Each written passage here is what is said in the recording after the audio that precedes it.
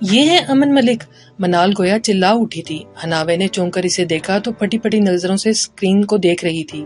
وہ منال کے تاثرات سے کوئی اندازہ نہیں لگا پائی تھی۔ ہاں، یہی ہے وہ ظالم شخص جس نے نہ جانے کتنی زندگیاں برباد کی ہیں۔ حناوے نے نفرت سے جواب دیا، نہیں، یہ انسان برا نہیں ہو سکتا۔ منال کے لیے یقین کرنا ناممکن تھا۔ اتنی وجیح شخصیت کا مالک جس نے ان کی جان کے ساتھ ساتھ عزت بھی بچائی تھی، وہ امن ملک نہیں ہو سکتا جس کے بارے میں منال سنتی آ رہی تھی۔ اس کی صورت پر مر جاؤ، سراب ہے یہ، سراب۔ یہ ایسا سراب ہے جہاں انسان بھٹک بھٹک کر پیاسا مر جاتا ہے، لیکن یہ شخص بھٹکنے والے پر رحم نہیں کرتا۔ کچھ ایسا ہی حال علیزے کا بھی تھا۔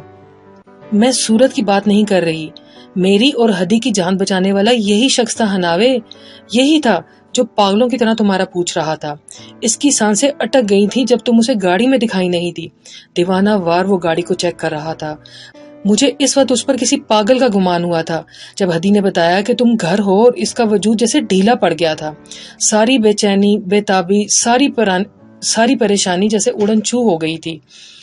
اگر یہ نہ ہوتا تو شاید آج میں اور ہدی بھی نہ ہوتے۔ تمہیں ضرور کوئی غلط فہمی ہوئی ہے، یہ وہ امن نہیں، کوئی اور ہوگا۔ یہ شخص کسی کا قتل نہیں کر سکتا، منال نے یقین کے ساتھ کہا، اور ساتھ ہی اس کے لہجے میں امن کے لیے ہمدردی بھی تھی۔ لیکن حناوے کے لیے یہ کسی دھماکے سے کم نہیں تھا۔ وہ بے یقینی سے منال کو دیکھ رہی تھی جو تعصب سے اسکرین کو گھور رہی تھی، جس پر بار بار کبھی امن ملک اور کبھی خضر کی تصویریں چل رہی تھیں۔ خضر اپنے آفس میں ٹانگ پر ٹانگ جمائے بیٹھا ہوا تھا۔ پورے پولیس اسٹیشن میں رکھے فون لگاتار بج رہے تھے۔ خضر کے ماتحت پولیس آفیسر ہاتھ باندھے کھڑے ہوئے تھے، لیکن کسی میں بھی اتنی ہمت نہیں تھی کہ وہ کسی کا فون کال اٹھا سکے۔ امن ملک کی گرفتاری پر سب کے سانس خشک ہو چکے تھے۔ خضر اچھے سے جانتا تھا کہ اسے اوپر سے امن ملک کی گرفتاری پر کس قدر بے چین ہو گئے ہوں گے۔ آخر وزیر اعلیٰ سندھ کا پوتا تھا وہ۔ سر فون اٹھا لیں، کمشنر صاحب کا فون ہے، آپ سے بات کرنا چاہتے ہوں گے۔ پولیس انسپکٹر منت کرنے والے انداز میں خضر کے سامنے حاضر ہوا۔ خضر آنکھیں موندے کرسی کی پشت پر ٹیک لگائے بیٹھا ہوا تھا۔ وہ گہری سوچ کا شکار تھا۔ وہ جانتا تھا کہ اوپر والے اس پر کتنا غصہ ہوں گے، اور تھے بھی، لیکن آج کے دن وہ کسی کی بھی سننے والا نہیں تھا۔ خضر نے آنکھیں کھولی اور گھور کر پولیس انسپکٹر کو دیکھا، جو خضر کے اس طرح دیکھنے پر گھبرا گیا۔ سوری سر، وہ نظر چرائے گڑبڑاتے ہوئے کچھ کہنا چاہ رہا تھا۔ مجرموں کو گرفتار کرنا جو عام لوگوں کو جینے ہی نہ دیں، وہی ہمارا مقصد ہے اور فرض بھی۔ ڈرتے وہ لوگ ہیں جنہوں نے کچھ غلط کیا ہو۔ اگر امن ملک کے پاس طاقت ہے تو ہمارے پاس بھی ہے اس وردی کی طاقت۔ آج اس طاقت کے استعمال کرنے کا دن ہے۔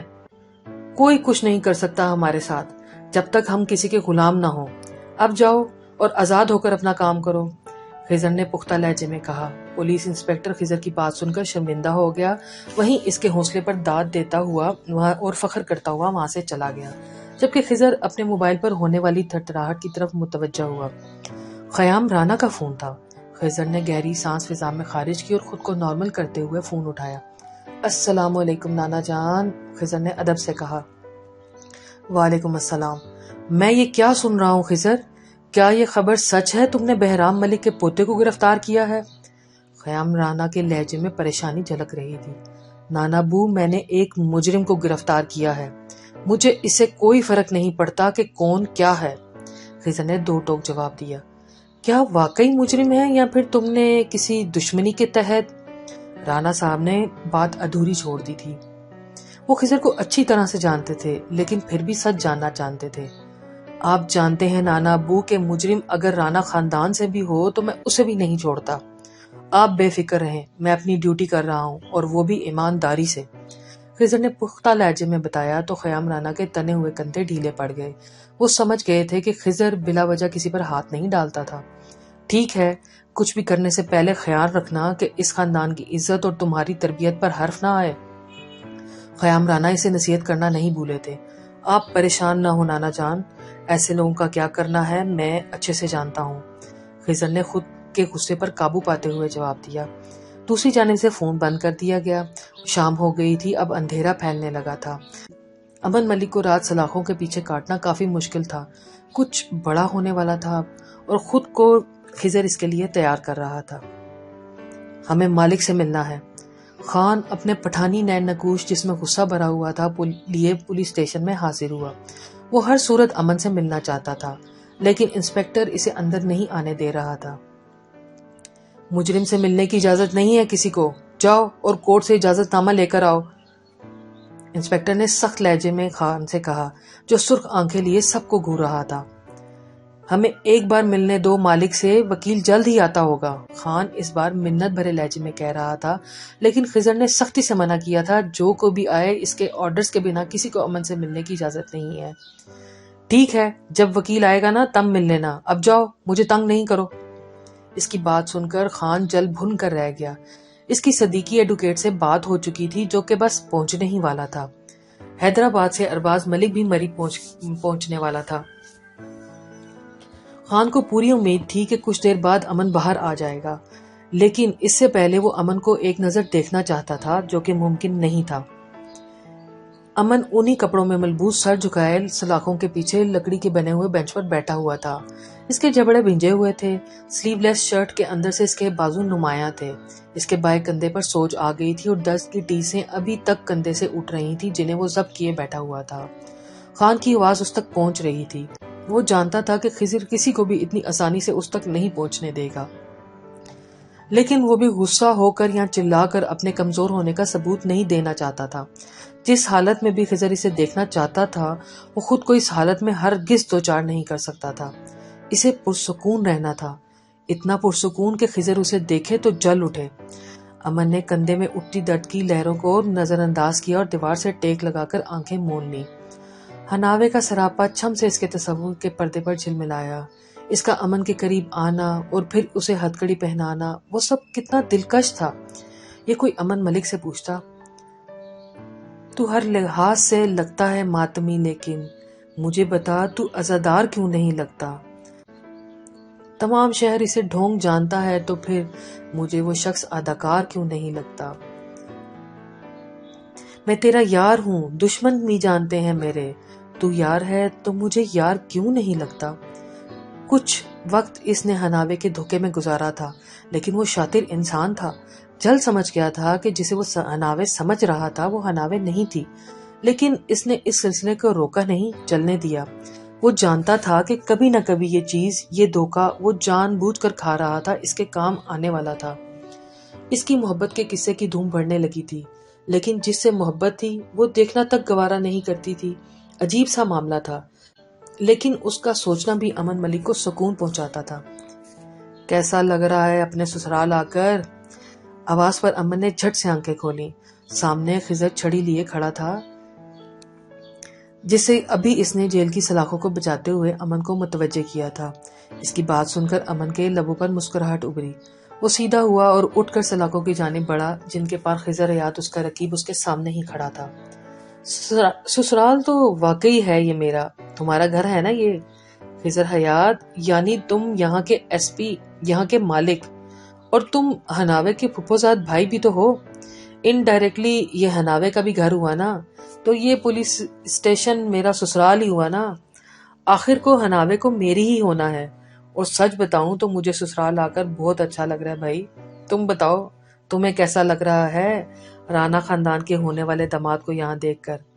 امن نے ایک آنکھ دبا کر خباثت سے مسکرا کر کہا۔ اس کا انداز اور اس کی باتیں خضر کو سر تا پا سلگا گئیں۔ بکواس بند کرو گھٹیا انسان اپنی، خضر گویا دھاڑا تھا۔ امن کی باتیں سن کر خضر کا دل چاہا کہ وہ اسے گولی سے اڑا دے، اس کی زبان کاٹ دے، لیکن وہ کچھ نہیں کر سکتا تھا۔ ایس پی صاحب، اتنا غصہ صحت کے لیے اچھا نہیں ہوتا، جائیے اپنا کام کیجیے اور مجھے میرا کرنے دیں۔ امن اسے پوری طرح سلگا کر اپنی دنیا میں مست ہو چکا تھا۔ وہ ایک بار پھر آنکھیں بند کر کے دیوار سے ٹیک لگا کر بیٹھ چکا تھا، جبکہ خضر اسے کھا جانے والی نظروں سے گھورتا ہوا واپس پلٹ گیا تھا۔ تمہیں ضرور کوئی غلط فہمی ہوئی ہے، یہ وہ امن نہیں، کوئی اور ہوگا۔ یہ شخص کسی کا قتل نہیں کر سکتا ہناوے، منال نے یقین کے ساتھ کہا، اور ساتھ ہی اس کے لہجے میں امن کے لیے ہمدردی بھی تھی۔ لیکن ہناوے کے لیے یہ کسی دھماکے سے کم نہیں تھا۔ وہ بے یقینی سے منال کو دیکھ رہی تھی، جو تعصب سے اسکرین کو گھور رہی تھی، جس پر بار بار ایک ہی خبر چل رہی تھی، کبھی امن ملک کو تو کبھی خضر حیات کی تصویریں دکھائی جا رہی تھیں۔ اب اسے سمجھ آ رہا تھا کہ اس دن ہدی اور منال کو بچانے والا شخص امن ملک ہی تھا۔ وہ یقیناً اس پر نظر رکھے ہوئے تھا اور اسے بچانے کے لیے امن نے یہ سب کیا تھا، ورنہ وہ کوئی اچھا کام تو کبھی کر ہی نہیں سکتا تھا۔ تم نے جو دیکھا منال وہ ایک دھوکہ تھا، تم اس کے اصلی چہرے سے واقف نہیں ہو۔ اس کے خوبصورت چہرے کے پیچھے کیسا بھیانک روپ ہے اس شخص کا، وہ تم نہ ہی دیکھو تو بہتر ہے۔ حناوے سنجیدہ سے لہجے میں کہتے ہوئے اٹھی اور بنا منال کا جواب سنے ہی سیڑھیوں کی جانب بڑھ گئی، جبکہ منال حیرت سے امن ملک کو دیکھ رہی تھی، جو شخصیت سے قاتل تو کہیں زیادہ سے بھی نہیں لگتا تھا۔ آخر تم چاہتی کیا ہو؟ کیوں خضر کی جان کے پیچھے پڑی ہو؟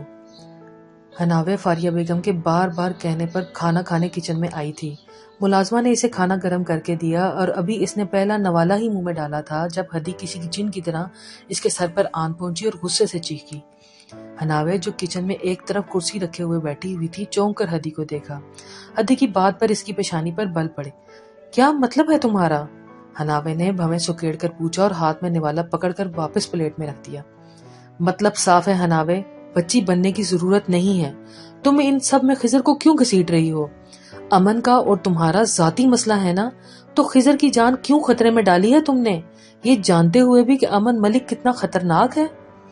ذاتی مسئلہ؟ حناوے کا تو گویا دماغ ہی گھوم گیا۔ وہ پہلے سے ہی پریشان تھی، اوپر سے ہدی کی باتیں جو اس کا حوصلہ بڑھانے کی بجائے الزام تراشی کر رہی تھی۔ کس ذاتی مسئلے کی بات کر رہی ہو تم ہدی؟ حناوے نے کھانے کی پلیٹ پر ایک کھسکاتے ہوئے پوچھا اور کرسی سے کھڑی ہو کر اتنے شدید غصے میں بولی۔ اتنے دن اتنے مہینے گزر گئے ہیں، وہ ہدی کی باتیں برداشت کر رہی تھی، لیکن آج تو اس نے حد ہی کر دی تھی۔ ہاں، لیزے اور امن کا ذاتی مسئلہ تھا جس میں تم نے ٹانگ اڑائی، اور اب تمہارا اور امن کا مسئلہ تھا نا، جبھی تو امن ملک نے امن کو گولی مار دی تمہیں حاصل کرنے کے لیے۔ ان سب میں خضر کا کیا قصور ہے؟ کیوں تم اس کو اپنے مقصد کے لیے استعمال کر رہی ہو؟ آخر کیوں؟ ہدی اسے اس حد درجے کی بدگمان تھی؟ حناوے تو اس کی باتیں سن کر ساکت ہی رہ گئی۔ وہ جانتی تھی کہ ہدی سے ناراض تھی، بدگمان تھی، لیکن اس حد تک اسے اندازہ نہیں تھا۔ تمہیں اندازہ بھی ہے کہ تم کیا کہہ رہی ہو ہدی؟ حناوے نے غصے سے سرخ پڑتے ہوئے چہرے سے پوچھا۔ اچھے سے جانتی ہوں، پہلے حیدر اور پھر اس امن ملک کو اپنا دیوانہ بنا لیا اور اب خضر کو اپنے جال میں پھنسانے کی کوشش کر رہی ہو۔ میں نے کبھی سوچا بھی نہیں تھا کہ گیمز کھیلتے کھیلتے تم لوگوں کے دلوں سے کھیلنا شروع کر دو گی۔ ہدی نے تو گویا حد ہی کر دی تھی۔ اسے حناوے پر حد سے زیادہ غصہ تھا۔ ایک تو سب جاننے کے باوجود بھی وہ خضر کے قریب ہوتی جا رہی تھی، اور دوسرا خضر نے اس کی وجہ سے امن ملک سے دشمنی مول لے لی تھی، اور یہی باتیں ہدی کو جلائی جا رہی تھیں۔ غلطی صرف امن ملک کی ہی تو نہیں تھی، علیزے بھی تو اس میں برابر کی ذمہ دار تھی۔ پھر سزا صرف امن ملک کیوں بھگتے؟ اس سے پہلے حناوے اپنے اوپر لگائے گئے الزامات کا جواب دے دی، ہدی نے ایک اور سوال کھڑا کر دیا۔ غصے کی وجہ سے اس کے چہرے کے نقوش بگڑ گئے تھے۔ رات کے اس پہر سب اپنے اپنے کمروں میں تھے۔ منال جگ اٹھانے کے لیے کچن میں آئی تھی اور اندر سے آتی آوازیں سن کر دروازے پر ہی رک گئی۔ پھر ہدی کی باتیں سن کر اس کا منہ حیرت سے کھلا ہی رہ گیا۔ علیزے اپنے گناہ کی سزا بھگت چکی ہے اور بھگتی رہے گی، لیکن امن ملک نے بہت سے گناہ کیے ہیں، اسے اپنے کیے کی سزا ہر صورت بھگتنا پڑے گی۔ حناوے دبی دبی آواز میں چلا رہی تھی۔ اس کے گلے میں گویا آنسوؤں کا گولا سا اٹک گیا تھا۔ کتنی اچھی دوستی تھی ان کی، ہنستے کھیلتے پرسکون زندگی گزر رہی تھی، لیکن جب سے اس امن ملک نے قدم رکھا تھا سب کچھ دھرم برم ہو گیا تھا۔ مانا علیزے کی غلطی تھی، لیکن میرے معصوم امن کی کیا غلطی تھی؟ اسے کس بات کی سزا ملی؟ اویس اور راہیلہ کی کیا غلطی تھی؟ انہیں کیوں مارا گیا؟ ان کی زندگیوں کو کیوں تباہ کیا گیا؟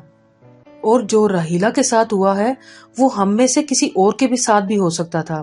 اگر تمہارے ساتھ ہوتا تو کیا تم معاف کر دیتی اسے؟ ہرگز نہیں۔ میں صرف علیزے کے لیے نہیں، ہر اس انسان کے لیے لڑ رہی ہوں جس کا امن ملک مجرم ہے، سمجھ آئی؟ اور ایک بات کان کھول کر سن لو مس ہدی رانا، ایس پی خضر حیات میں نہ تو مجھے کوئی دلچسپی تھی، نہ آج ہے، اور نہ کبھی ہوگی۔ حناوے گالوں پر بہتے ہوئے آنسوؤں کو رگڑتی ہوئی ہموار سے لہجے میں کہتی ہوئی ہدی کے پاس سے گزرتی ہوئی دروازے کی طرف بڑھ گئی، جہاں ہاتھ میں جگ تھامے پھٹی پھٹی کی نگاہیں لیے منال کھڑی تھی۔ ہناوے نے ایک نظر منال کو دیکھا اور پھر بنا کچھ کہے ہی کچن سے بھاگتی ہوئی چلی گئی۔ نمل جب سے گھر سے آئی تھی عثمان صاحب اس کا فون نہیں اٹھا رہے تھے۔ وہ اسے چھوڑ کر جانے کہاں چلے گئے تھے، جبکہ نمل کا سوچ سوچ کر برا حال ہو چکا تھا۔ وہ نہیں سمجھ پا رہی تھی کہ مسز ملک کا ان کے خاندان سے کیا رشتہ تھا۔ وہ اس کے بابا کو بھائی کیوں کہہ رہی تھی؟ نمل کی سمجھ سے باہر تھا۔ کون تھا جو اس کے سوالوں کو جواب دے سکتا تھا؟ شاویز؟ اچانک اس کے ذہن میں نام گونجا۔ وہ ساری خبریں رکھتا تھا، لیکن نمل نے شاویز کے خیال کو جھٹکا۔ وہ کسی صورت اسے رابطہ نہیں کرنا چاہتی تھی اور نہ ہی وہ نمل کی بات سنتا۔ رحمان بھائی؟ دوسرا خیال نمل کو ان کا آیا تھا، لیکن وہ تو آج رات مری میں تھے اور گھر نہیں آنے والے تھے۔ اب کیا کروں، کس سے پوچھوں؟ نمل بے چینی سے کمرے میں ٹہل رہی تھی۔ تھک ہار کر اس نے ٹی وی لگایا اور اس پر چلتی خبر نے نمل کو بری طرح چونکا دیا۔ امن ملک گرفتار کیا جا چکا تھا اور گرفتار کرنے والا خضر حیات تھا۔ یہ تو ارم کا کزن ہے۔ او خدایا، یہ کیا ہو رہا ہے؟ مجھے کچھ سمجھ نہیں آ رہی۔ نمل نے دونوں ہاتھوں سے اپنے سر کو تھاما۔ آج کا دن عجیب ہی ہے، اسے شوق پر شوق مل رہے تھے۔ کیسی طبیعت ہے اب آپ کی مما؟ ارم نے مسز ملک کا ہاتھ تھامتے ہوئے پوچھا۔ وہ ان کے پاس ہی بیڈ پر بیٹھا تھا، سرخ آنکھیں، بکھرے بال۔ وہ کافی پریشان تھا۔ نمل اور عثمان صاحب کے جانے کے بعد مسز ملک کی طبیعت خراب ہو گئی تھی۔ وہ ہوش سے بیگانہ ہو کر لاؤنج میں ڈھہ گئی تھی۔ ملازمہ نے فون کر کے ارم کو اطلاع دی تھی۔ جب وہ گھر پہنچا تو مسز ملک کا چیک اپ کر رہے تھے۔ ملازمہ نے ہی ڈاکٹر کو فون کیا تھا۔ مسز ملک کو بے ہوش دیکھ کر ارم کا دل گرلانے لگتا تھا۔ ڈاکٹرز کے مطابق انہیں گہرا صدمہ تھا۔ وہ رونا نہیں چاہتا تھا، لیکن بار بار اس کی آنکھیں نم ہو رہی تھیں۔ اب 4 گھنٹے بعد مسز ملک کو ہوش آیا تھا تو ارم ملک ان کا ہاتھ تھامے بے چینی سے پوچھ رہا تھا۔ میں ٹھیک ہوں بیٹا، مسز ملک نے مری مری سی آواز میں مصنوعی مسکراہٹ لبوں پر سجاتے ہوئے کہا اور دوسرے ہاتھ سے ارم کے گال کو چھوا۔ آپ اپنا ذرا خیال نہیں رکھتی موم، یہ جانتے ہوئے بھی کہ میرا آپ کے سوا اور ہے ہی کون؟ ارم رونے کو تھا۔ میں ٹھیک ہوں بیٹا، بس وہ ذرا سا۔ مسز ملک نے بات ادھوری چھوڑ دی۔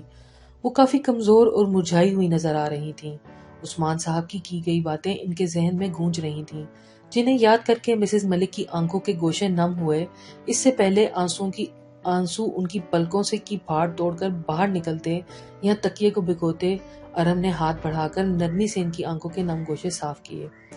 کیوں روتی ہیں موم آپ اتنا؟ آخر کیوں میں لاکھ کوششوں کے باوجود آپ کو خوش نہیں رکھ پاتا؟ آپ میرے لیے مسکرا تو دیتی ہیں، لیکن آپ کی آنکھیں آپ کی مسکان کا ساتھ نہیں دیتی۔ ایسا کون سا راز ہے، کون سا دکھ ہے ایسا جو آپ کو خوش نہیں ہونے دیتا؟ آپ کو اندر ہی اندر کھائے جا رہا ہے۔ ارم نہ چاہنے کے باوجود سوال کر بیٹھا تھا۔ اب وہ مزید ضبط نہیں کر سکتا تھا۔ کون آیا تھا آج جس سے ملنے کے بعد آپ کی یہ حالت ہو گئی تھی؟ موم آپ کیا چھپا رہی ہیں مجھ سے؟ پلیز بتائیں، ورنہ میرا دماغ پھٹ جائے گا۔ ارم نے بے بسی سے التجا کی تھی۔ مسز ملک نے غور سے اپنے بیٹے کی آنکھوں کو دیکھا۔ ایسا تب ہی ہوتا تھا جب اسے سر میں شدید درد ہو رہا ہوتا تھا۔ وہ جانتی تھیں کہ سوچ سوچ کر ارم کا سر درد سے پھٹا جا رہا تھا۔ وہ یہ بھی جانتی تھی کہ اب وہ مزید اس راز پر پردہ نہیں ڈال سکتی تھی، اسی لیے انہوں نے ارم کو سچ بتانے کا فیصلہ کر لیا۔ بتاتی ہوں، سب بتاتی ہوں، مسز ملک نے کہتے ہوئے اسوات میں سر ہلایا تو ارم چونک کر گیا۔ یعنی واقعی کچھ تھا جو چھپا ہوا تھا، لیکن کیا تھا؟ یہ راز اب کھلنے جا رہا تھا۔ ہناوے کے جانے کے بعد ہدی بھی جانے کے لیے مڑی تو منال کو کچن کے دروازے پر کھڑا دیکھ کر چونک گئی اور پھر قدم دروازے کی جانب بڑھائے۔ یہ تم کیسی باتیں کر رہی تھی ہناوے سے؟ تم جانتی بھی ہو تم نے کتنے الزامات لگائے ہیں اس پر؟ منال بونے بنا نہیں رہ پائی تھی۔ میں نے جو کہا ہے سچ ہی تو کہا ہے۔ وہ خضر کا استعمال کر رہی ہے اپنے مقصد کے لیے، ہدی نے ناگواری سے کہا، جبکہ اس کی بات سن کر منال نے تعصب سے اسے دیکھا۔ یہ تو وہ ہدی نہیں تھی جسے وہ جانتی تھی۔ تمہیں کیا ہو گیا ہدی؟ تمہاری سوچ پر مجھے افسوس ہو رہا ہے۔ تم اتنی خوشگوار کیسے ہو سکتی ہو؟ منال کو حقیقتاً افسوس ہوا تھا۔ وہ ہناوے کی حالت سے واقف تھی، کچھ ہدی کے جذبات کو بھی جانتی تھی، لیکن اسے اندازہ نہیں تھا کہ ہدی اتنی بدل چکی ہوگی۔ خود غرض؟ واہ واہ، میں خود غرض ہوں۔ سب اپنی اپنی محبتوں کو پالیں، اور اگر اپنی چاہت کا میں خیال کروں تو میں خود غرض۔ واہ کیا بات ہے منال تمہاری۔ ہدی نے اب کی بار منال پر چوٹ کی تھی۔ شاویز کی شادی نمل سے ہونے والی تھی، لیکن منال اسے پسند کرتی تھی اور جیسے تیسے کر کے دونوں کا نکاح ہو گیا۔ منال نے اپنی چاہت کو پا لیا تھا۔ اس کی بات پر منال دھک سے رہ گئی تھی۔ اسے اندازہ نہیں تھا کہ ہدی شاویز کو لے کر اس کے جذبات سے آگاہ تھی۔ کیا مطلب ہے تمہارا؟ منال گڑبڑا گئی۔ مطلب صاف واضح ہے، اس گھر میں ہر شخص کو اپنی پسند کا حاصل ہے، تو مجھے کیوں نہیں؟ نمل کو شاویز بھائی نہیں پسند تھے، انہوں نے شادی سے انکار کر دیا، اور تم انہیں چاہتی تھی، تمہیں وہ مل گئے، اور اگر میں نے خضر کی فکر کر لی تو ایسی کون سی قیامت آ گئی بھائی؟ ہدی نے حد درجہ صاف گوئی کا مظاہرہ کیا۔ وہ اپنی جگہ ٹھیک تھی، لیکن اس کا انداز غلط تھا۔ منال سے کوئی جواب نہیں بن پایا تو اسے خاموش دیکھ کر ہدی اس کے پاس سے گزرتی ہوئی کچن سے باہر نکل گئی، جبکہ منال نے سر جھٹک کر ایک گہرا سانس فضا میں خارج کیا۔ سر ایڈوکیٹ صدیقی آیا ہے، امن ملک سے ملنا چاہتا ہے۔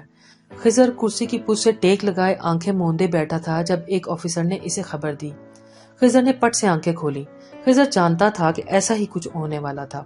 اس نے امن پر بہت مضبوط کیس ڈالا تھا۔ اس کی ضمانت مشکل تھی، ویسے بھی کل کورٹ میں چھٹی تھی۔ خضر 2-4 دن تو لازمی امن کو حوالات میں بند رکھنا چاہتا تھا۔ وہ جانتا تھا امن چاہے جتنا بھی پرسکون رہ لے، اسے جیل سے باہر نکلنے کی بھرپور کوششیں کی جا رہی تھیں۔ ٹھیک ہے، بھیج دو اسے، خضر نے سیدھے ہوتے ہوئے کہا۔ کچھ دیر بعد ایڈوکیٹ صدیقی اندر داخل ہوا۔ خضر پر نظر پڑتے ہی اس کے چہرے کے زاویے بگڑ گئے۔ خضر نے اس کے بہت سے کام کرنے سے انکار کیا تھا۔ تب سے صدیقی خضر کو سخت ناپسند کرتا تھا۔ آئیے صدیقی صاحب، میں آپ ہی کا انتظار کر رہا تھا۔ مجھے امن ملک سے ملنا ہے، میرے پاس آرڈرز ہیں۔ صدیقی صاحب بیٹھنا نہیں ہے؟ اس کے بلانے پر اندر داخل ہوا اور فائل سے کچھ پیپر نکال کر خضر کے سامنے رکھ دیے، جنہیں پکڑنے کے بعد خضر انہیں آرام سے پڑھنے لگا، جبکہ صدیقی دان بھیجے خضر کو دیکھتا رہا جو جان بوجھ کر اسے زج کر رہا تھا۔ پڑھ لیے، اب میں مل لوں؟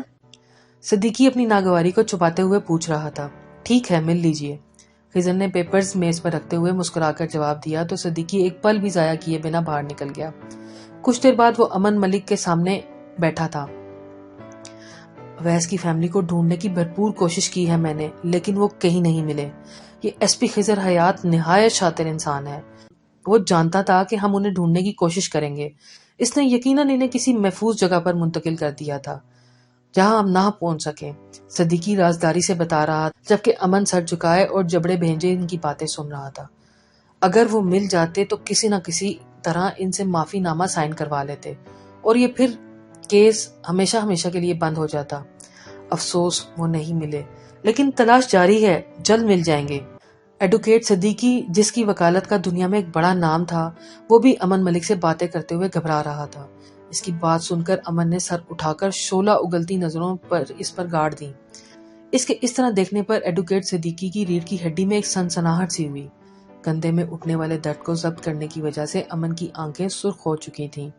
وہ جبڑے بھینجے ایڈوکیٹ صدیقی کو گھور رہا تھا۔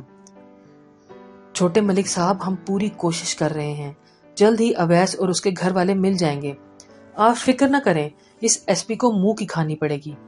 اس نے خشک لبوں پر زبان پھیرتے ہوئے امن کو یقین دلایا۔ میں 2 راتیں بھی جیل میں گزارنے کے لیے تیار ہوں، لیکن میری یہ شرط ہے، اس ایس پی خضر حیات کو وہ سبق سکھاؤ کہ آئندہ یہ مجھ پر ہاتھ ڈالنے کی جرت نہ کر سکے۔ اسے اس ایسی شکست سے دوچار کرو کہ وہ اپنا منہ چھپاتا پھرے، سمجھ آئی؟ نہیں تو… امن نے دبی دبی آواز میں دھمکی دی۔ سمجھ گیا چھوٹے ملک، آپ فکر نہ کریں، میں ڈاکٹر کو بلاتا ہوں، آپ کے قطع کا چیک اپ لازمی ہے۔ صدیقی نے کپکپاتے ہوئے ہاتھوں سے موبائل نکال کر اس پر نمبر ملایا۔ وہ اپنی گھبراہٹ پر قابو پانے کی مکمل کوشش کر رہا تھا۔ ابھی بھی اسے امن کے لیے بہت سے انتظامات کرنے تھے۔ زلیخا رانا عرف ذل خیام رانا کی سب سے چھوٹی اور لاڈلی بیٹی تھی۔ باپ کے لاڈ پیار نے اسے خود غرض اور آزاد خیال بنا دیا تھا۔ قدسیہ بیگم کے لاکھ سمجھانے پر بھی وہ اپنی لاپرواہی کو ختم کرنے کی ذمہ دار نہیں بن پائی تھیں۔ کچھ خاندان کی طاقت کا نشہ تھا، کچھ عمر کا اثر۔ وہ ہزاروں خواب لے کر جب یونیورسٹی داخل ہوئیں تو سب سے پہلے یونیورسٹی کے مشہور لڑکے سے ان کی انبن ہو گئی۔ شہباز ملک بہرام ملک کا بیٹا، جسے اپنی طاقت پر بہت غرور تھا۔ دونوں ہی ایک دوسرے کو شدید ناپسند کرتے تھے۔ ذلے جہاں اسے دیکھ لیتی منہ پھیر کر چلی جاتی، اور ایسا ہی کچھ حال شہباز ملک کا بھی تھا، جو تھا تو سینئر، لیکن لاکھ چاہنے کے باوجود بھی وہ ذلے رانا پر اپنا رعب نہیں جما پایا تھا۔ وہ نہ اس کی طاقت سے ڈرتی تھی اور نہ اس کی شخصیت سے متاثر ہوتی تھی۔ دونوں کی دشمنی پوری یونیورسٹی جانتی تھی۔ لیکن جیسے ہی شہباز ملک کو ذلے رانا کے خاندان کا پتہ چلا، اس کے لبوں پر کمینگی بھری مسکان ابھر گئی۔ اس کی آنکھوں کے سامنے خانم بیگم کا چہرہ ابھرا تھا، جنہوں نے پیدا ہونے سے لے کر اب تک اسے رانا خاندان سے دشمنی کے قصے سنا سنا کر بڑا کیا تھا۔ خیام رانا نے خانم بیگم بہرام ملک کی بڑی بہن کے ساتھ ناانصافی کی تھی، اس کی عزت کو روندا تھا، جس کی بدولت دونوں خاندانوں میں دشمنی چلی آ رہی تھی۔ اور اب ایسا وقت آیا تھا کہ جب شہباز ملک اپنی خانم کا بدلہ لے کر انہیں خوش کر سکتا تھا۔ بہرام ملک کا خاندان زیادہ بڑا نہیں تھا، 2 بیٹے تھے، بڑا بیٹا شہباز ملک اور چھوٹا بیٹا ارباز ملک، جبکہ ایک ہی بیٹی تھی جو کار حادثے میں اپنے شوہر کے ساتھ اپنی 3 سالہ بیٹی سیرت ملک کو چھوڑ کر ہمیشہ کے لیے منو مٹی تلے جا سوئی تھی۔ بہرام ملک کی بیوی جب چھوٹے چھوٹے بچے تھے تبھی اللہ کو پیاری ہو گئی تھیں۔ بہرام ملک کے دونوں بیٹے اور بیٹی کی پرورش خانم بیگم نے کی تھی، جن کی شادی نہیں ہوئی تھی، جو بہرام ملک کی بڑی بہن بھی تھیں اور زندگی کے ہر قدم پر ان کے شانہ بشانہ کھڑی رہی تھیں۔ ارباز ملک کی بیوی زرمین ملک بہت اچھی طبیعت کی مالک تھی، لیکن اکلوتا بیٹا امن ملک اپنے خاندان سے 4 ہاتھ آگے ہی تھا۔ دنیا کے ہر برے کام کرنے میں وہ مجبوراً اور شوقیہ طور پر ملوث رہتا تھا۔ شہباز ملک نے 2 شادیاں کی تھیں اور دونوں اپنی پسند سے کی تھیں۔ ایک زلیخا رانا سے جو ارحم ملک کی ماں تھی، جبکہ دوسری شمیم آرا سے جس سے 2 بیٹیاں تھیں، ایک یالے ملک جبکہ دوسرا انوشے۔ اور شہباز ملک کو اپنی دونوں بیٹیاں بہت پیاری تھیں۔ ماضی نفرت ہے مجھے ایسی خودسر اور ضدی لڑکیوں سے خانم بھی۔ میرا بس نہیں چلتا اس لڑکی کا چہرہ مس کر دوں یا اسے غائب کر دوں، اس کی شکل تک مجھے دکھائی نہ دے۔ شہباز خانم بیگم کے کمرے میں بری طرح ٹہل رہا تھا۔ اس کے لہجے اور آنکھوں میں ذلے کے لیے نفرت ہی نفرت تھی۔ وہ واحد لڑکی تھی جو پورے ڈپارٹمنٹ میں اس سے نہیں ڈرتی تھی اور ترکی پہ ترکی جواب دیتی تھی۔ اس کی وجہ سے شہباز کے دوست اس پر ہنسنے لگے تھے۔ وہ لڑکی طوطے کی مانند ہے جس میں رانا خاندان کی جان ہے۔ اسے مارنا نہیں ہے، بلکہ اس کے ذریعے خیام رانا کو وہ شکست دینی ہے جس سے اس کی کمر ٹوٹ جائے۔ وہ اتنا تڑپے جتنا اس نے مجھے تڑپایا تھا، جتنا اس نے مجھے رلایا تھا۔ میں چاہتی ہوں تم اس لڑکی کو اتنا ہی رلاؤ، وہ روئے گی تو تکلیف خیام رانا کو ہوگی، تبھی مجھے سکون ملے گا۔ خانم بیگم اپنی شعلہ اگلتی آنکھوں میں خیام رانا کا چہرہ بھر کر حقارت سے کہا تھا۔ ان کی بات سن کر شہباز ملک چونکا۔ میں سمجھا نہیں خانم بھی، آپ کیا کہنا چاہتی ہیں؟ وہ سوالیہ نظروں سے خانم بیگم کو دیکھتے ہوئے پوچھ رہا تھا۔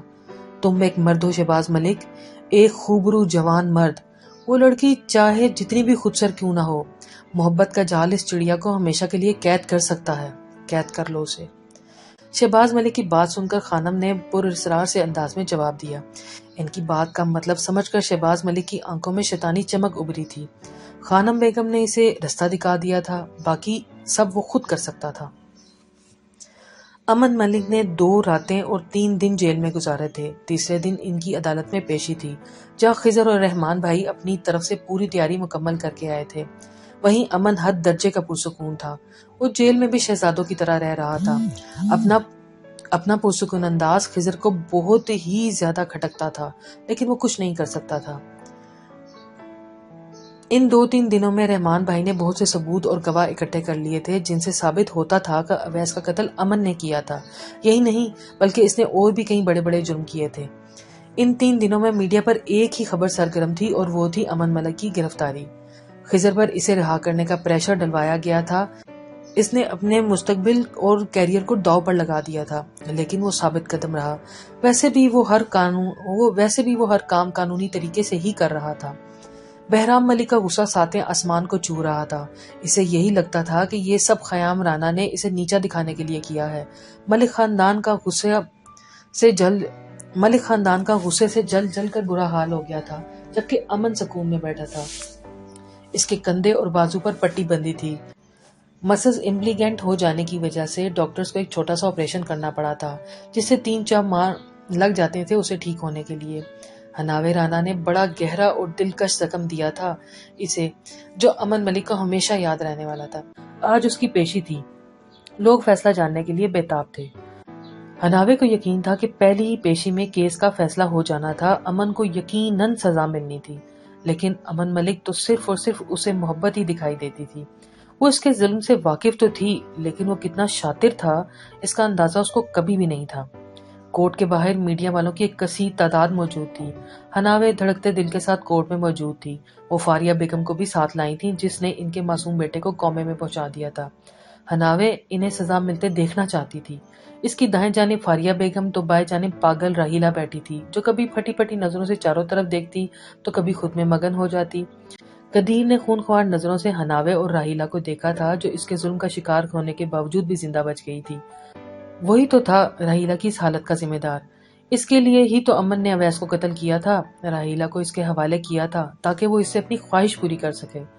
سب ٹھیک ہے نا رحمان بھائی؟ مکمل تسلی ہو جانے کے باوجود بھی خضر مطمئن نہیں تھا۔ وہ امن ملک سے اچھی طرح واقف تھا، اسی لیے پریشان تھا۔ سب ٹھیک ہے، تم پریشان مت ہو، دیکھنا فیصلہ ہمارے حق میں ہی ہوگا۔ رحمان بھائی نے خضر کے کندھے پر ہاتھ رکھ کر اسے تسلی دی۔ جب عدالت نے کارروائی شروع کی تو امن کو کٹہرے میں پیش کیا گیا۔ پٹی کندھے پر بندھی ہوئی تھی، اس کی دلکش نظریں فاریہ بیگم کے ساتھ بیٹھی ہوئی ہناوے پر جمی ہوئی تھی، جس کی نظروں میں امن کے لیے نفرت ہی نفرت تھی۔ پریشانی اس وقت ہوئی جب گواہ عدالت میں نہیں پہنچا۔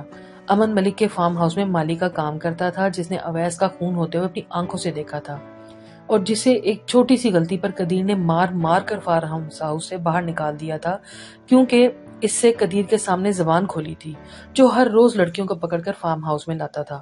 شکور، جو کہ ایک ادھیڑ عمر کا نیک انسان تھا، وہ یہ سب نہیں دیکھ پاتا تھا اور چھپتے چھپاتے پولیس کو شکایت کر دی تھی۔ پولیس والے بھی امن کے خریدے ہوئے تھے، انہوں نے رپورٹ کیا لکھنی تھی، الٹا امن کو خبر کر دی۔ امن نے شکور کو قدیر کے حوالے کر دیا، جس نے شکور کو اتنا مارا کہ وہ مرنے کے قریب ہو گیا، اور پھر فارم ہاؤس سے اسے نکال دیا جہاں سے اویس اور راہیلہ کو اغوا کیا گیا تھا۔ وہ مال کے باہر کا منظر تھا۔ اس کی ویڈیو اور تصاویر بھی سی سی ٹی وی کیمرہ سے حاصل کر لی گئی تھیں جو مال کے باہر لگا ہوا تھا۔ غرض کہ رحمان بھائی کا ہر ثبوت اور گواہ پکا تھا۔ انہوں نے پہلے امن ملک کے پچھلے جرائم کی رپورٹ پیش کی، جس میں امن کے جرائم کے حوالے سے لکھا ہوا تھا۔ اس پر کیس بھی درج کیے گئے تھے، لیکن اس میں کسی بھی کیس میں اس کو سزا نہیں ملی تھی۔ پھر اویس کا کیس پیش کیا گیا۔ اس کے گھر والے نم آنکھیں لیے بیٹھے تھے، جبکہ امن پرسکون سا کٹہرے میں کھڑا ہوا تھا۔ اس کی نظریں ہناوے پر جمی ہوئی تھیں۔ ایڈوکیٹ رحمان رانا اس کے خلاف کیا کہہ رہا تھا، وہ کب سن رہا تھا؟ اسی دوران ایڈوکیٹ صدیقی نے بھی دخل دینا ضروری نہیں سمجھا تھا۔ ارحم اپنے چچا اور امن کے بابا ارباز ملک کے ساتھ بیٹھا تھا۔ جو راز اس کی ماں نے کھولا تھا وہ کافی خوفناک تھا۔ وہ سمجھ نہیں پا رہا تھا اسے خضر کا ساتھ دینا چاہیے یا امن کا۔ ان دونوں خاندانوں میں کتنی سخت دشمنی تھی، یہ اسے مسز ملک نے بتا دیا تھا۔ جج صاحب، اس شخص نے نہ صرف اویس کا خون کیا ہے، بلکہ یہ علیز ازمیر کی موت کا بھی ذمہ دار ہے۔ اپنے خاندان کی طاقت اور زوم میں یہ شخص ظلم و بربریت کی ہر حدیں پار کر چکا ہے۔ تمام ثبوت اور گواہان سے ثابت ہوتا ہے کہ اویس کا قتل امن ملک نے ہی کیا ہے، اور اسی سلسلے میں میں آج اپنے سب سے بڑے گواہ کو پیش کرنا چاہتا ہوں، عبدالشکور، جو کہ مجرم کے فارم ہاؤس میں مالی کے طور پر کام کرتا تھا۔ رحمان بھائی نے جیسے ہی شکور کو اندر داخل ہوتے ہوئے دیکھا تو کہا، اجازت ہے۔ جج صاحب نے رحمان بھائی کی بات غور سے سنتے ہوئے گواہ پیش کرنے کی اجازت دی۔ شکور کامتے وجود کے ساتھ کٹہرے میں کھڑا اور سب سچ سچ کہنے کی قسم کھائی۔ جی عبدالشکور صاحب، آپ اپنے بارے میں کیا کچھ بتانا چاہتے ہیں؟ کیا آپ مجرم امن ملک کو جانتے ہیں؟ رحمان صاحب نے خالص وکیلوں کے انداز میں پوچھ کر شروع کر دی۔ جی جانتا ہوں، شکیر نے امن کو دیکھتے ہوئے کہا۔ اس کی آنکھوں میں خوف واضح تھا، چہرے کی رنگت زرد پڑی ہوئی تھی، جبکہ ہونٹ خشک تھے۔ امن کی نگاہیں ابھی تک ہناوے پر جمی ہوئی تھیں، اس کے لبوں پر وہی دلکش مسکراہٹ تھی، جبکہ خضر پولیس کی وردی میں ملبوس ایک جانب کھڑا تھا۔ وہ گہری نظروں سے امن کا جائزہ لے رہا تھا، جو حد سے زیادہ پرسکون تھا۔ کہیں سے نہیں لگتا تھا کہ وہ ایک مجرم ہے اور اسے کچھ دیر بعد سزا ہونے والی تھی۔ جی تو بتائیے، اس رات کیا ہوا تھا جب امن ملک اپنے دوستوں کے ساتھ مل کر ملزم اویس اور محترمہ راہیلہ کو اپنے فارم ہاؤس میں اغوا کر کے لایا تھا؟ رحمان بھائی نے سوال کیا۔ اغوا؟ لیکن صاحب تو کسی کو اغوا کر کے نہیں لائے تھے، اور نہ ہی انہوں نے کسی کا خون کیا ہے۔ بلکہ میں تو کسی اویس کو جانتا ہی نہیں ہوں۔ شکیل نے جو جواب دیا تو رحمان بھائی کو ایک جھٹکا لگا، جبکہ خضر بھی ٹھٹک کر رہ گیا۔ یہ سن کر امن ملک اور ایڈوکیٹ صدیقی کے ہونٹوں پر مسکراہٹ دوڑ گئی۔ جج صاحب، میں سچ بولوں گا، صاحب کسی کو بھی اغوا کر کے نہیں لائے، اور نہ انہوں نے فارم ہاؤس میں کسی کا خون کیا ہے، بلکہ مجھے تو اس پولیس والے نے مجبور کیا تھا میں ملک صاحب کے خلاف گواہی دوں۔ شکور نے خضر کی طرف اشارہ کرتے ہوئے کہا۔ اس کی شکل رونے والی تھی، جبکہ وجود میں واضح کپکپاہٹ تھی۔ یہ تم کیا کہہ رہے ہو شکور؟ جو سچ ہے وہ بولو، تمہیں کسی سے ڈرنے کی ضرورت نہیں۔ رحمان بھائی نے اپنی پریشانی پر قابو پاتے ہوئے کہا۔ سچ ہی تو بول رہا ہوں جج صاحب، اس ایس پی صاحب نے مجھے لالچ دینا چاہا تھا کہ چھوٹے ملک صاحب کے خلاف گواہی دوں۔ جب میں نے انکار کیا تو انہوں نے مجھے دھمکی دی، اگر میں نے ایسا نہیں کیا تو مجھے قتل کے جرم میں اندر کر دیں گے، بلکہ میرے خاندان کو بھی۔ شکور پھوٹ پھوٹ کر رو دیا۔ حناوے کے چہرے کی رنگت پہلے ہی پھیکی پڑ چکی تھی، جبکہ خضر ایک پل کو ساکت رہ گیا تھا۔ رحمان بھائی کی پیشانی پر پسینے کی بوندیں ابھر آئیں۔ انہیں شکور سے یہ امید ہرگز نہیں تھی۔ اس کی ان باتوں نے سارے کیس پر پانی ڈال دیا تھا۔ لیکن جج صاحب، میں اپنے مالکوں کے خلاف جھوٹی گواہی نہیں دے سکتا۔ یہ جھوٹ بول رہا ہے مائی لارڈ، اسے یقیناً امن ملک نے ڈرایا دھمکایا ہوگا۔ رحمان بھائی نے شکور کی بات کاٹی۔ آبجیکشن مائی لارڈ۔ ایڈوکیٹ صدیقی اس کارروائی کے دوران پہلی بار اپنی جگہ سے اٹھے تھے۔ میرے عزیز دوست، آپ میرے موکل پر کچھ زیادہ ہی الزام تراشی کر چکے ہیں۔ مائی لارڈ، گواہوں کی بات سے صاف صاف ظاہر ہو چکا ہے کہ اسے میرے معزز موکل کی خلاف گواہی دینے پر مجبور کیا گیا ہے۔ اب میں کچھ ثبوت پیش کرنا چاہتا ہوں جس سے ثابت ہو جائے گا کہ یہ قتل میرے موکل امن ملک نے نہیں کیا۔ اس کا مرحوم اویس اور اس کی منگیتر راحیلہ سے اور علیزہ ازمیر سے کوئی لینا دینا نہیں تھا۔ کیا اجازت ہے؟ اجازت ہے۔ جج نے اجازت دے دی، اور پھر جو ثبوت ایڈوکیٹ صدیقی نے پیش کیے، اس کے مطابق جس تاریخ کو اویس کا قتل ہوا تب امن ملک پاکستان میں تھا ہی نہیں۔ وہ ایک ہفتہ پہلے انگلینڈ گیا ہوا تھا، جبکہ 2 ہفتے بعد واپس لوٹا تھا۔ اس کی ٹکٹس، انگلینڈ میں اس کی رہائش کے ثبوت، سب کچھ موجود تھے۔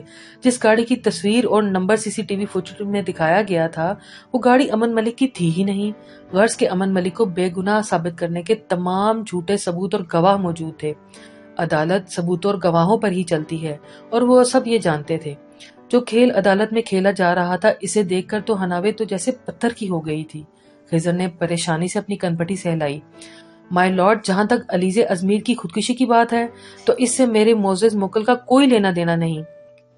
اس لڑکی کی میرے موکل کے دوست مسٹر قدیر کے ساتھ ناجائز تعلقات تھے۔ جب مرحومہ نے خودکشی کی تب وہ حاملہ تھی۔ ان ناجائز تعلقات کو مسٹر قدیر شادی کر کے جائز بنانا چاہتے تھے، اور پھر نکاح بھی ہو گیا جو چوری چوری کیا گیا تھا۔ یہ رہا علیزہ ازمیر اور قدیر جاوید کا نکاح نامہ۔ ایڈوکیٹ صدیقی نے نکاح نامہ پیش کیا، جسے جج صاحب نے غور سے دیکھا۔ لیکن مرحومہ علیزہ ازمیر کا دل میرے موکل امن ملک پر آ گیا تھا۔ اس نے کئی بار میرے معزز موکل کو گناہ کی دعوت دی۔ یہی نہیں بلکہ مرحومہ علیزہ ازمیر کے اور بھی بہت سے لوگوں سے ناجائز تعلقات تھے، جن کے سب ثبوت اس فائل میں موجود ہیں۔ ایڈوکیٹ صدیقی کی باتیں سن کر حناوے کی اذیت سے آنکھیں مچ گئیں۔ اس سے پچھلی کرسی پر بیٹھی مسز ازمیر اپنی بیٹی کے بارے میں ایسی باتیں سن کر شرم اور دکھ سے اپنی جگہ سے ایک جھٹکے سے اٹھ کر عدالت سے باہر نکل گئیں۔ مرحومہ علیزہ اور قدیر کے تعلقات کے بارے میں مزید بتانے کے لیے مسٹر قدیر کو بلانا چاہوں گا۔ جج نے ایک بار پھر اجازت دے دی۔ رحمان بھائی نے ایک بوجھل سانس فضا میں خارج کیا۔ وہ جانتا تھا کہ وہ لوگ کیس ہار چکے تھے۔ شکور کی گواہی نے ان کے کیس کو کمزور بنا دیا تھا، جبکہ شاطر صدیقی اس کی سوچ سے بھی زیادہ تیاری کر کے آیا تھا۔ اسی لیے تو ایڈوکیٹ صدیقی کے نام کا سکہ چلتا تھا وکالت کی دنیا میں۔ وہ نہایت شاطر وکیل تھا۔ کیس جیتنے کے لیے وہ کسی حد تک بھی جا سکتا تھا، اور ایسا ہی ہوا تھا۔ میں اور علیزہ ایک دوسرے سے محبت کرتے تھے۔ وہ میرے بچے کی ماں بننے والی تھی۔ پھر میں نے اسے چھپ کے نکاح کر لیا۔ بعد میں مجھے پتا چلا کہ وہ برے کردار کی لڑکی تھی۔ اس نے میرے دوست امن ملک کو بھی اپنی طرف مائل کرنا چاہا تھا۔ تب میں نے اسے طلاق دے دی، اور اسی رات اس نے امن کو ان سب کا ذمہ دار مانتے ہوئے خودکشی کر لی۔ صرف امن سے بدلہ لینے کے لیے اس نے اپنی موت کا ذمہ دار امن کو ٹھہرایا۔ قدیر کچھ اور بھی کہہ رہا تھا، لیکن حناوے کی سماعت تو جواب دے گئی تھی۔ اس کے کانوں میں خضر کے کہے گئے الفاظ گونج رہے تھے۔ اگر تم نے ایسا ویسا کچھ کیا تو جتنی تکلیف امن ملک نے جیتے جی علیزہ کو دی تھی، اس سے زیادہ وہ علیزہ کے مرنے کے بعد یعنی اب اسے دے گا۔ خضر نے ٹھیک ہی کہا تھا۔ امن ملک نے ہر حد پار کر دی تھی. اس نے علیزے کو ہی بد کردار بنا دیا تھا، اپنے گناہ کو کسی اور کے سر تھوپ دیا تھا. وہ کیسے بے گناہ بن گیا تھا؟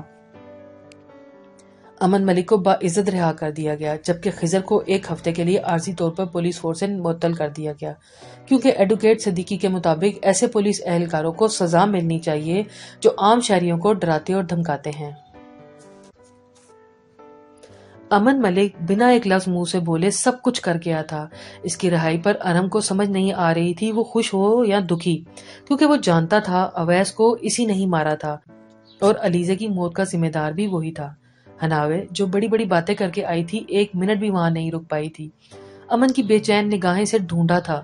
اس کا مقصد ہناوے کو نیچا دکھانا نہیں تھا بلکہ خود کو باعزت رہا کرنا تھا، لیکن یہ ہناوے کی بدقسمتی کہ امن ملک کی جیت اس کی ہار بن گئی تھی. اتنی کوشش کرنے کے باوجود بھی ہناوے کچھ نہیں کر پائی تھی. وہ تو امن ملک کا ایک بال بھی نہیں اکھاڑ پائی تھی، کہاں وہ اس کو پھانسی پر لٹکانا چاہتی تھی. مجھے معاف کر دینا ہناوے، میں اویس، راہیلہ اور علیزے کو انصاف نہیں دلا سکا، رحمان بھائی نے تعصب سے کہا. وہ اپنی لاکھ کوششوں کے باوجود ایڈوکیٹ صدیقی سے نہیں جیت پایا تھا. ہناوے پورا رستہ گاڑی میں پتھر کا بت بنے بیٹھی رہی اور گھر آ کر اپنے آپ کو کمرے میں بند کر لیا. آج صبح سے ہی موسم بہت ہی ابر آلود تھا. جب وہ لوگ کورٹ سے نکلے تھے تو بوندا باندی شروع ہو گئی تھی جو اب تیز بارش کا روپ دھار چکی تھی. امن ملک، تمہیں اللہ کبھی معاف نہیں کرے گا، وہ طوفانی رات میں چیخ چیخ کر رو رہی تھی. علیزے کو جس طرح امن نے بد کردار ثابت کیا تھا، جس طرح راہیلہ کا دکھ ہی رہ گیا تھا، جس طرح وہ قاتل سے بے گناہ بن گیا تھا، سب ہناوے کے لیے بہت ہی تکلیف دہ تھا. امن کے لیے اس کی نفرت اور بھی مزید گہری ہو گئی تھی. رحمان بھائی، ثنا، بھابھی، نمل اور منال جو آج ہی چاویز کے ساتھ آئی تھی نمل سے ملنے، وہ سب بار بار اسے بلانے آئے تھے، لیکن ہناوے نے دروازہ نہیں کھولا. ہناوے رانا نے پہلی بار شکست کھائی تھی اور ہارنے سے زیادہ اسے ان ناانصافیوں کا دکھ تھا جو اس کے پیاروں کے ساتھ ہوئی تھیں. آسمان ساری رات روتا رہا اور ہناوے کی آنکھیں بھی ساری رات برستی رہی تھی.